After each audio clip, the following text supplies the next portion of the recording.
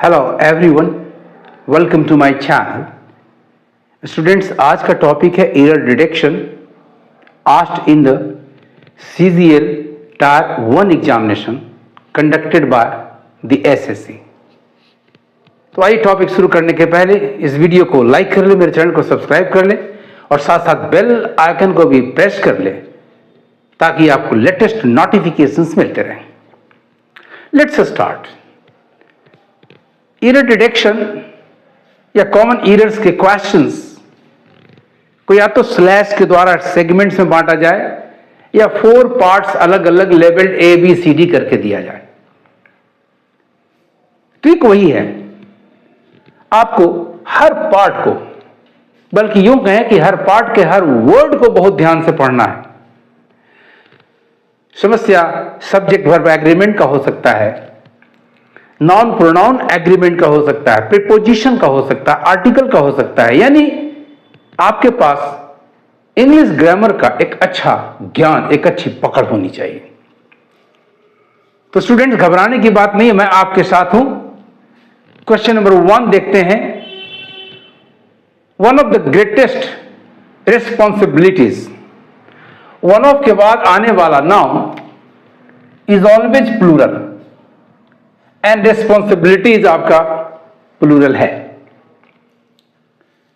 Of a scientist, किसी भी वैज्ञानिक का, तो ए आर्टिकल भी दुरुस्त है। इज दैट 1 के अनुसार सब्जेक्ट वर्ब एग्रीमेंट इज भी करेक्ट है आपका।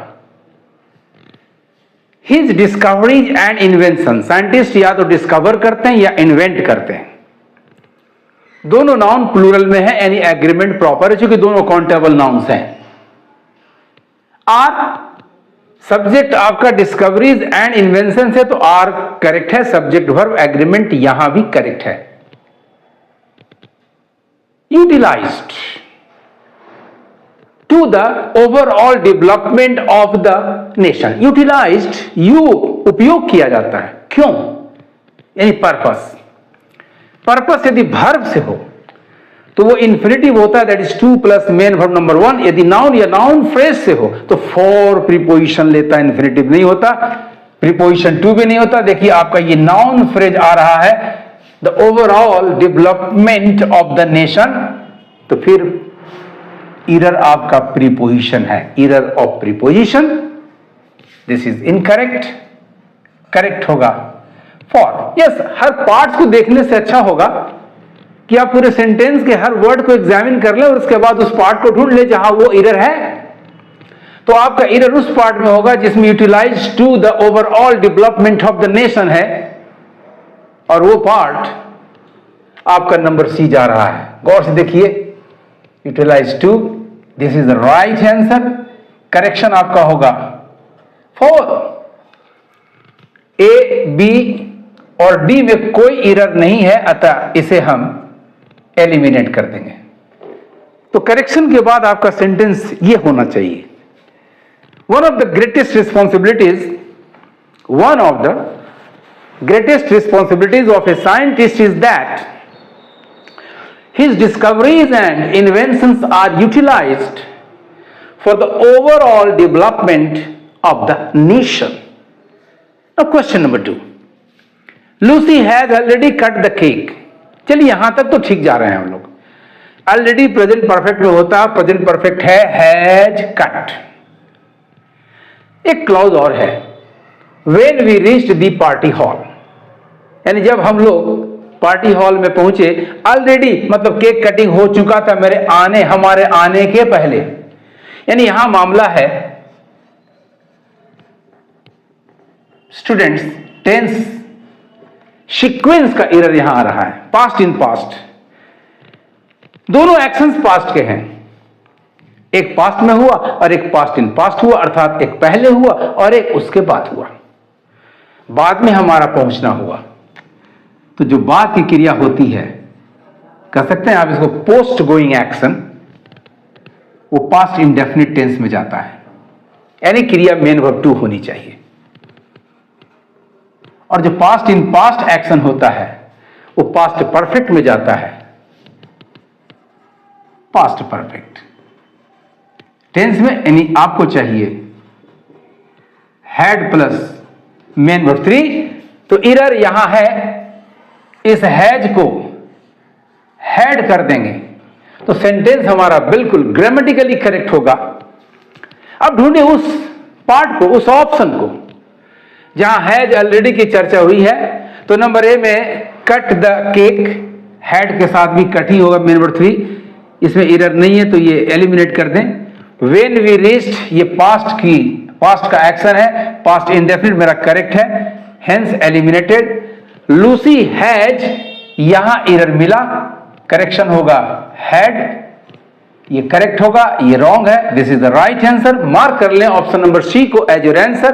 द पार्टी हॉल भी करेक्ट है, हेंस एलिमिनेटेड। तो करेक्शन के बाद आपका सेंटेंस होगा, my dear students, Lucy had already cut the cake. Lucy had, past in past, Lucy had already cut the cake when we reached the party hall.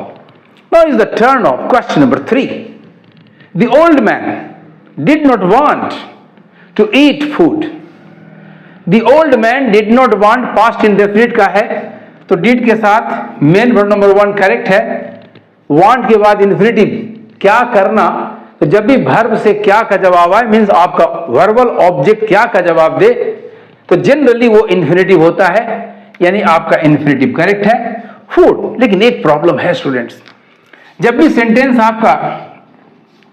जब भी आपका sentence negative हो या इंट्रोगेटिव हो और ऑब्जेक्ट के जगह पर यानी वर्ब के बाद आने वाला नाउन बिना डिटरमाइनर के हो, कोई डिटरमाइनर ना हो, यानी विदाउट अ डिटरमाइनर, यानी आर्टिकल ना हो, संख्या ना हो, मात्रा ना हो, वगैरह वगैरह, तो फिर उसके पहले एक डिटरमाइनर आपको जरूर लगाना चाहिए, एनी। ये एनी की जरूरत आपको पॉजिटिव सेंटेंस में नहीं पड़ेगी, नेगेटिव में या इंट्रोगेटिव नेगेटिव में, यानी यहां इस पार्ट में इस नाउन के साथ जो कि नेकेड डाला without any determiner and the sentence being negative, there must be at least one. यदि कुछ नहीं है तो फिर अपनी ओर से डालना होगा, तो हमें यहां ऐड करना होगा, इंसर्ट करना होगा, एनी, तो सेंटेंस हमारा करेक्ट होगा। अब सबसे पहले उस पार्ट को ढूंढे, उस ऑप्शन को ढूंढे जिसमें फूड की चर्चा हुई है या ईट फूड की चर्चा हुई है, तो आपका पार्ट नंबर डी है, ऑप्शन नंबर डी, इसको मार्क कर लें, यहीं पर आपको इंसर्ट करना है एनी को, तो सेंटेंस करेक्ट होगा। बाकी किसी पार्ट में एरर नहीं है, करेक्ट है ग्रामेटिकली, हेंस एलिमिनेटेड।